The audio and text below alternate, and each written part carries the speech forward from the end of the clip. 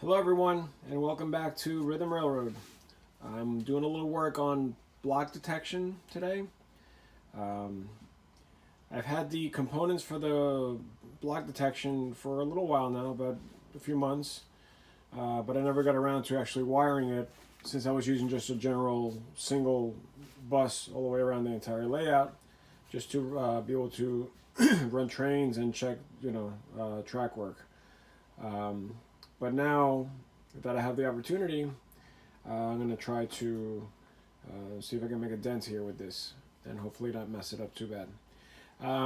Like I said, I've had these components for a little while now, for a few months. This is the BDL 168 for the detection, and I bought the breakout board from, I forget the name of the company, Acculights. Um, because I'm not good enough to solder the little wires in the the regular plug like this. It's too much of a pain, so I just went out and got that. I am planning on getting a second one. That's what this breakout board is for. So I'll have another BDL 168 here. In order for me to have enough zones, I might even get a third one depending on how I break this down. But I also got the PM42 for the power distribution into the 4 zones, and I'm actually waiting for the breakout board for this, so I have that there temporarily. But it's all in place. It's just a matter of doing all the wiring, and then hopefully everything will work. According to the Digitrax manual and instructions, there's 2 ways of doing this. One is called home wiring, direct home wiring, which means that every single section, every detection section is making its way all the way back to the BDL 168. And what that means is that I have to run a wire, a 12 gauge wire, a very, very long way for the furthest zone, and then run another one. In other words, I have to run an individual wire from the command station all the way to the detection section independently. So you're talking 16 wires that need to go out, 12 gauge wires, under the bench work for it to speak to the BDL 168 in this format. You can do it with using a common bus this way, but they don't recommend it. And apparently, if there's a short or something happens, it's kind of difficult to figure it out. So I'm going to go with what they recommend, even though it's going to be a pain. But I did buy a lot of wire. There's about 1,000 feet of wire there. So hopefully I'll be ready to do all that. One thing I wanted to say is that the reason I jumped into this now is because I had a short circuit that popped out. It just popped out of nowhere. Very, very deep in my layout. It was actually all the way back there. And it was driving me crazy because I could not find it. And I was thinking that it might have been the way, the track was laid, or maybe I put a feeder wire in the wrong place, or maybe my frogs weren't, split enough, or I was even thinking the heat got to the layout because it's a little hot up here and it expanded, and then the gaps were closing that I had cut. But it was none of that. And the good news is that I was satisfied with the fact that I laid the track down correctly, because it is my first time ever using electrofrogs and good quality Pico rails. I was using some cheap stuff before on my old layouts. So, but there was a lot to learn about how to wire the turnouts and alter them and cut the gaps and all that stuff that I was not used to. But I'm so glad I did that because it's running very, very smooth.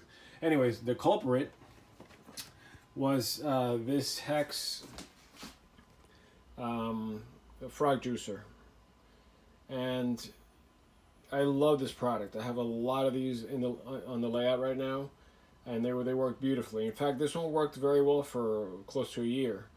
But I think what happened was that this was the only one that I mounted, that I should say that I didn't mount, because it was one of those days that I was running behind and I had to get things done, and I just wanted to get it running, and I left it with all the wires just kind of hanging flat like this under the benchwork.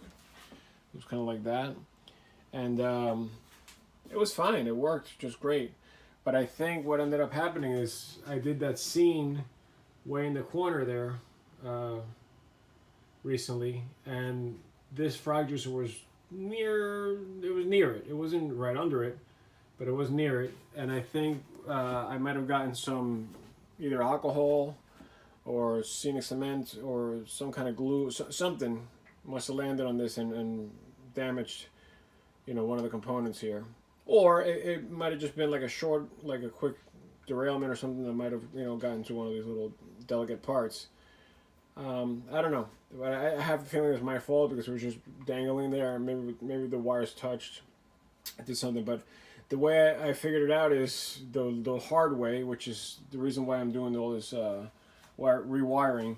And that is that I had to go and snip every single feeder cable one at a time, about 40 of them before I got to that frog juicer all the way back there, this one.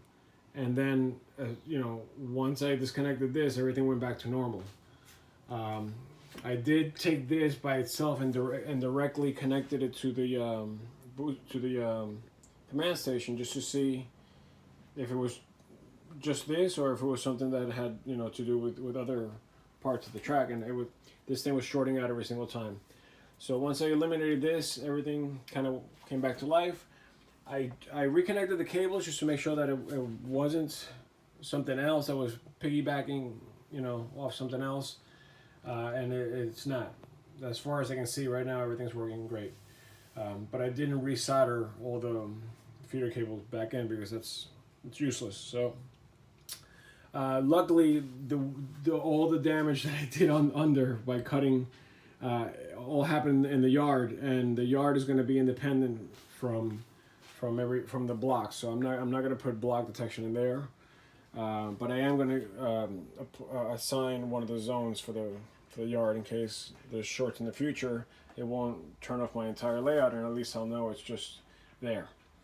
So I'm going to take you through the layout and let you know how I'm planning on doing this so far.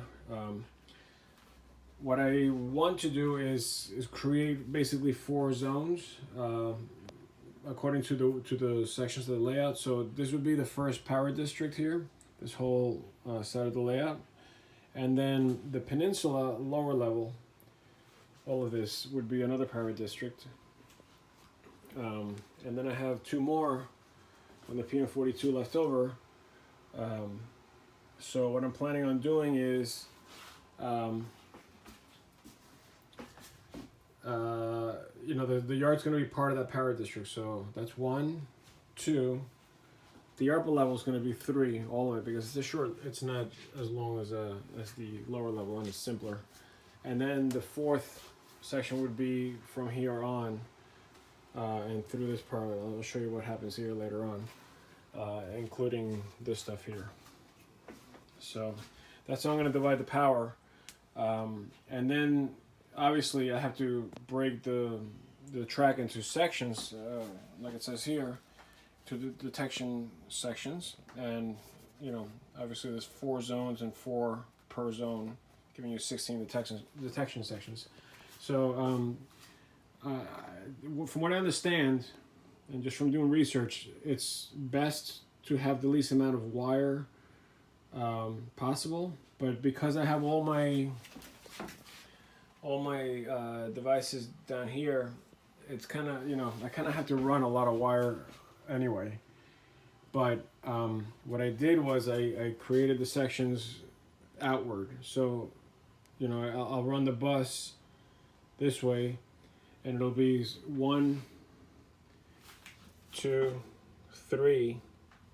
So this first block will go from this turnout, basically from here, all the way to here. And then instead of going from here further into the layout, what I did is I went right back and made this line, second block, from here to there. And I've been indicating the end of the block that way and the beginning of the block with the opposite. And obviously the third one would be just parallel to this. So that's 2, 3, 4, 5 are going to be, this line is so long that I wanted to cut it in half because the trains I'm running are about that long. So I figure, you know, rather than make just one huge section, I could break it right here, and I can also show, actually this is going to be more like here, I can also show the beginning of this industry in case I want to stop my train here.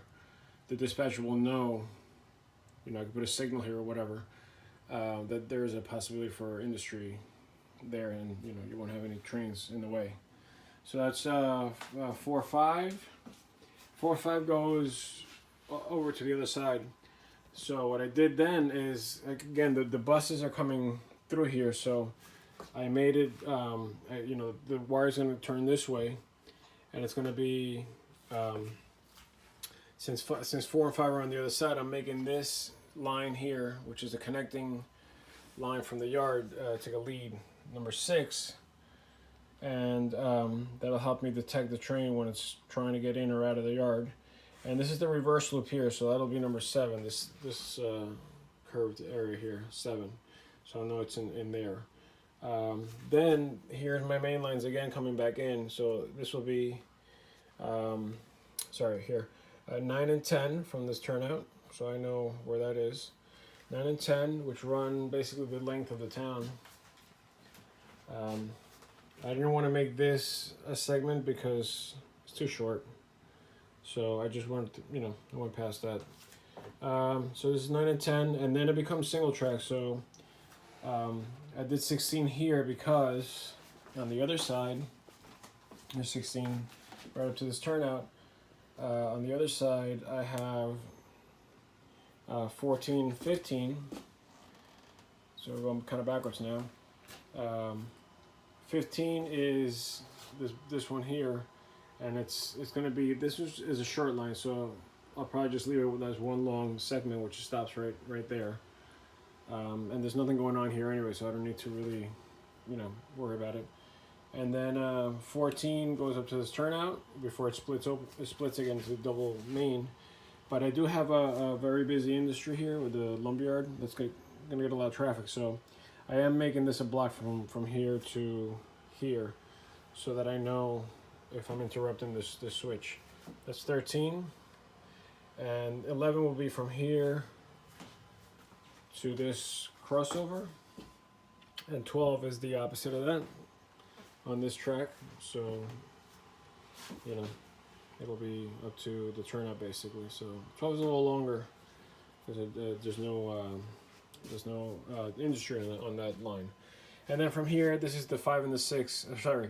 The 4 and the 5 that were coming from the other side that came through. So that's going to be basically 16s right there. And then I would need another BDL 168 to continue over to my port scene. And this, you know, there's a lot going on here. So I need a lot of blocks to break this up. And also so I know when it's disappearing into the wall. And then obviously, you know, once I get all the lower stuff figured out, I may get a third one for the upper level here, which even though is a main, it's just like a simple loop. There are going to be, you know, a bunch of switch outs, a bunch of turnouts here, and crossovers, and this is for the ferry, which goes up and down. That's how I connect the lower and the upper level. So that's basically it. So, you know, I'm on my way. I already ran a bunch of, I ran 3, 1, 2, 3 right there, and I'm labeling them A because that'll be my first BDL 168. The next one would be B, C, and D, and so on and so forth. But that's running basically triple right now all the way through. I did the longest ones first, so that's 16. It lands right, the feeder wires are right under there because it's basically where the tunnel track is. So there. All right, so that's where I'm at. Hopefully this is gonna be a successful situation. And then the main bus, the black cable, will be next. All right.